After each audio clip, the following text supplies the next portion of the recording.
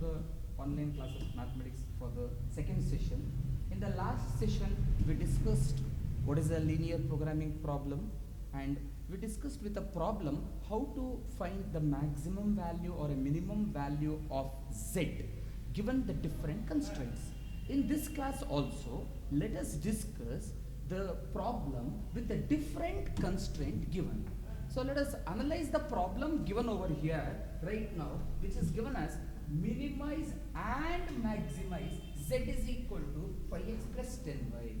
So we should observe here what is the condition is that they have given to find both the minimum and maximum value of z.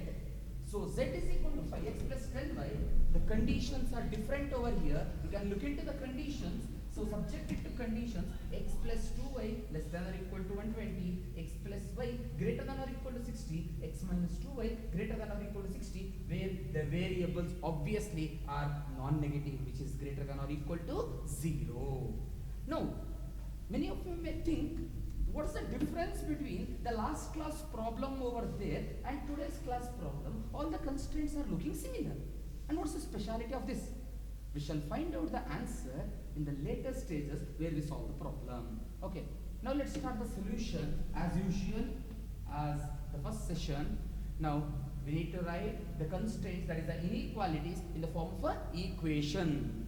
So first let us take x plus 2y as an equation which is equal to 120. Now I need to substitute the value of x to be 0 and calculate the value of y.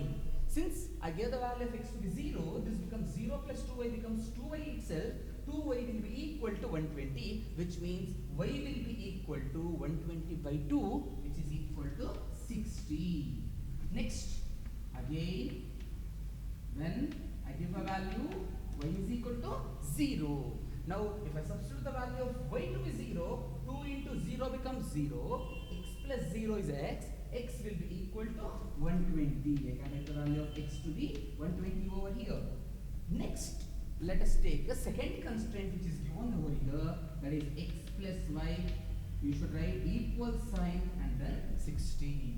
Now again, the same procedure follows.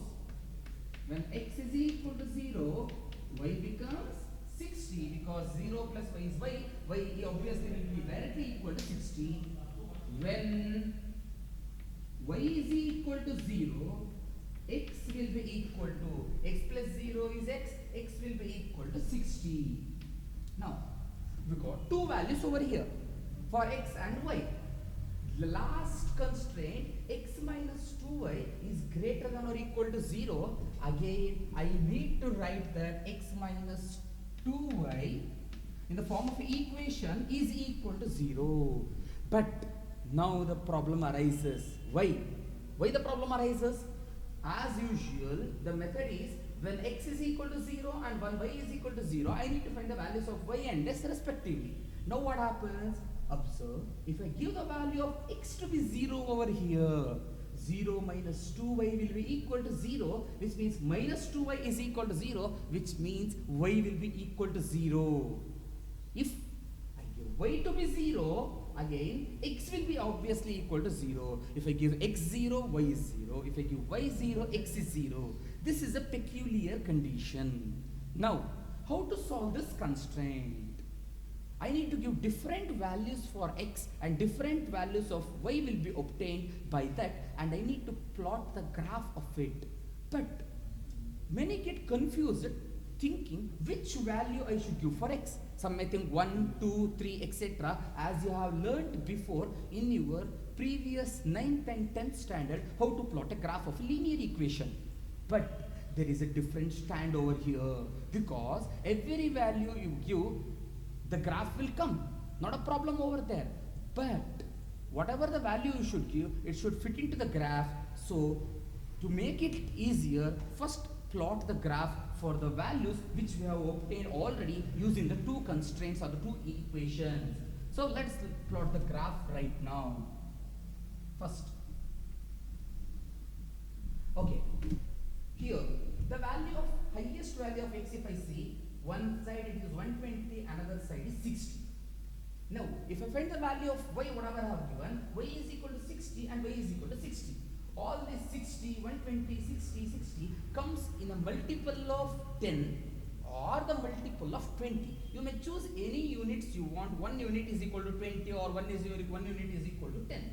It's up to your way, how you think.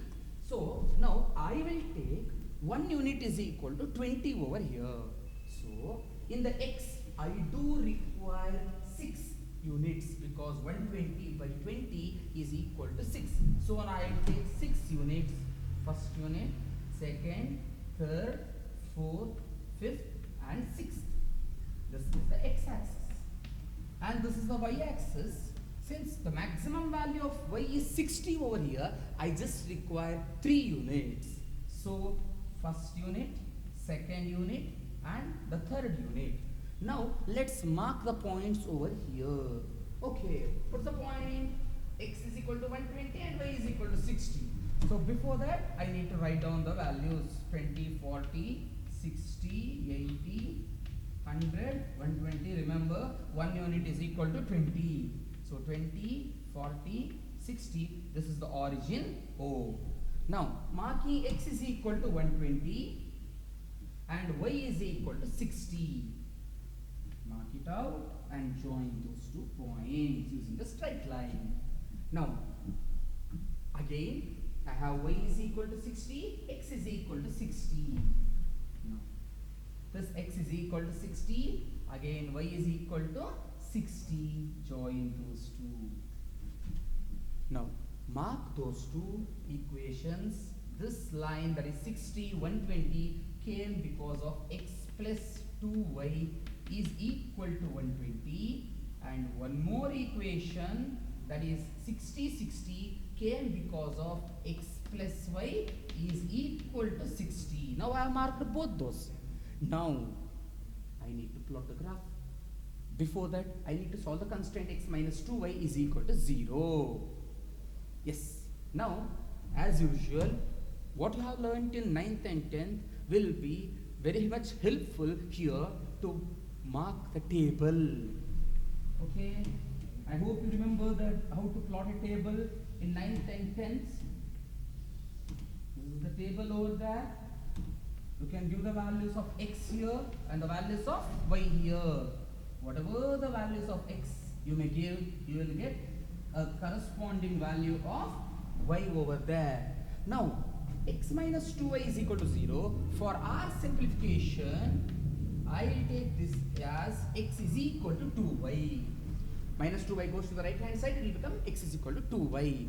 Now, looking into the equation, I can clearly say if I give the value of y, I will get the value of x. Or you can give the value of x also and you can get the value of y also here.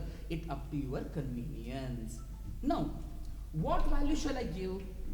Shall I give 1, 2, 3, etc.? It becomes very difficult for us if we give 1, 2, 3, etc. like that numbers in this graph, because 1 unit is equal to 20 over here in this graph.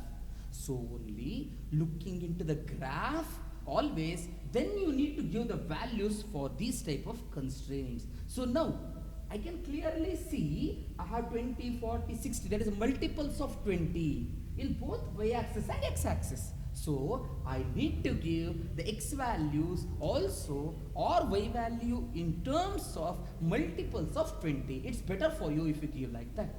Now, what I'll give for y, I will give 10. Not a problem. If I give 10 also, it's not a problem.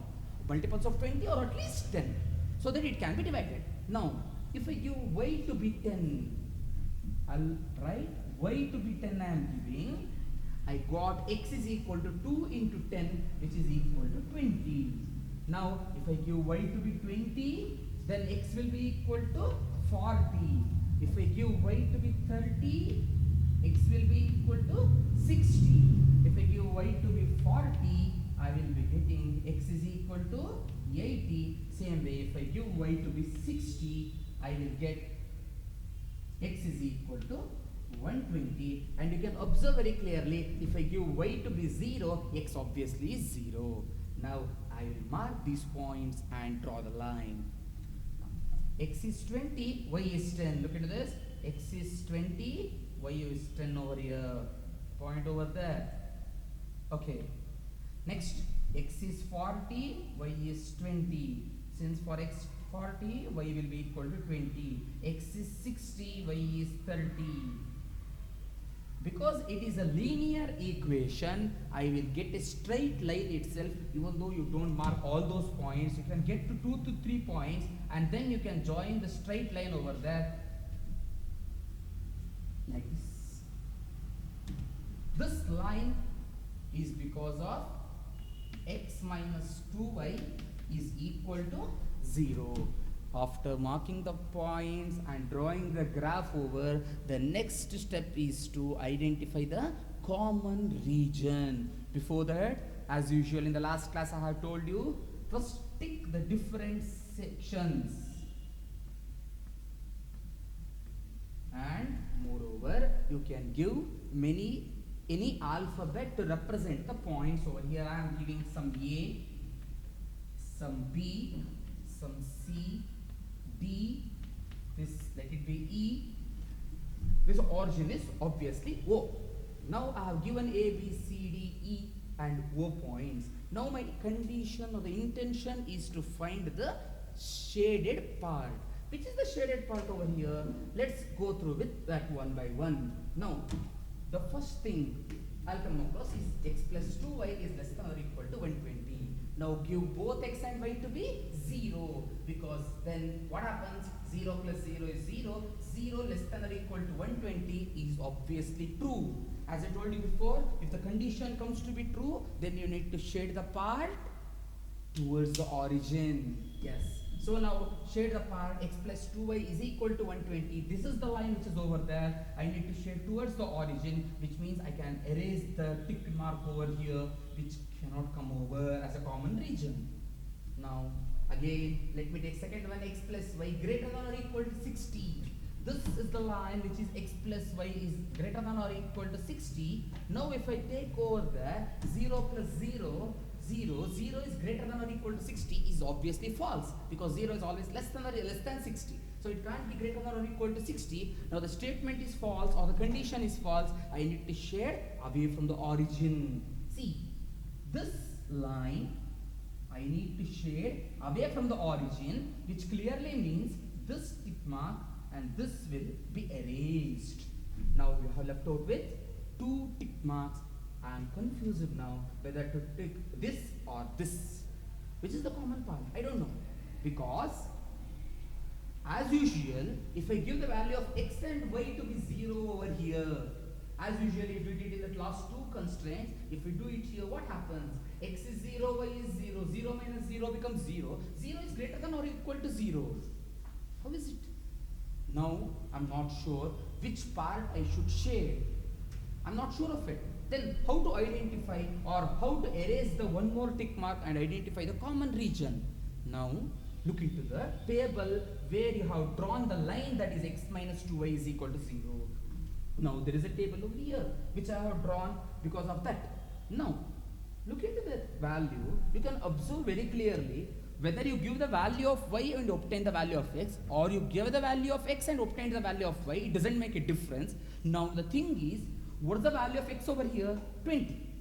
Corresponding value of y is what? 10. Which means I need to observe x and y values correspondingly. Where x value is 20 over here and y value is 10. Which is greater? The x value obviously is 20. The corresponding y value is 10, which means x is greater than y. Which obviously indicates I should shade this line towards the x-axis, because the x value became greater than the corresponding value of y. I should shade towards the x-axis of this line. I should shade towards the x-axis, which means this tick mark will be gone, and the tick mark remaining is your shaded part. Now I will shade this region, that is a common region. I will shade this out.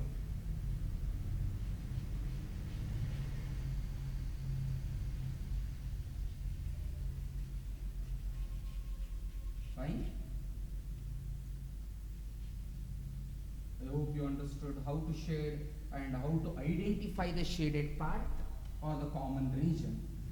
Now, as usual, our intention is to put the table and then find the corner points and then find the value of z. Now, let's put the table over here. For that, I need corner points and the z value, z is given to be 5x plus 10y. Okay, let's identify the corner points over there, as already we have given you the alphabets for the corner points also. There are the corner points. This is one corner point, A, B, C and D. Let me mark those A, B, C and D. These are the corner points. I need to write the coordinates of all those A, B, C, D. Now I need to write the coordinates. So let me mark A is on the x-axis. Since A is on the x-axis, what happens? The y coordinate will be equal to 0. Obviously the y coordinate was 0 and the x coordinate is 60. So the point is 60, 0. Now if I go to B point, same happens. On the x-axis, y coordinate is 0 and the x value is 120. Now C value, if I observe very clearly, I'll get to know the C value. See, I can draw a dotted line towards the x-axis and the dotted line towards the y-axis for its value. I'll get, since the x-axis is 60 and the y corresponding is 30, I can write it as 60, 30 for C. Again for D, the same procedure follows. If I write the dotted line over here, I can very clearly see the x value is 40 and the y is 20. Now the only part left out is what? You need to find the value of z. Yes, I need to get the value of z over here, substituting the values of x and y correspondingly given. Now x value is 60, y value is 0. 0, 10 into 0 becomes 0, 5 into 60 becomes 300. Now again 0, 10 into 0 becomes 0, y value, x value is 120, 5 into 120 becomes 600. Now next one, 60 and 30, x value is 60, 5 into 60, 300, 10 into 30, 300, it becomes 600 again. Now 40 is x value, 20 is the y value, 5 into 40 becomes 200, 10 into 20 becomes 200, 200 plus 200 becomes 400. Now what is the question asked over there? Minimize and maximize, which means I need to find the minimum value as well as the maximum value. What is the minimum value you can find from the given table? The minimum value is 300. And what's the maximum value? You can very clearly see that there are 2 points at which the maximum value is 600. I should write this as the max. There are 2 points over there. I need to finally conclude. What should be the conclusion? The minimum value is 300.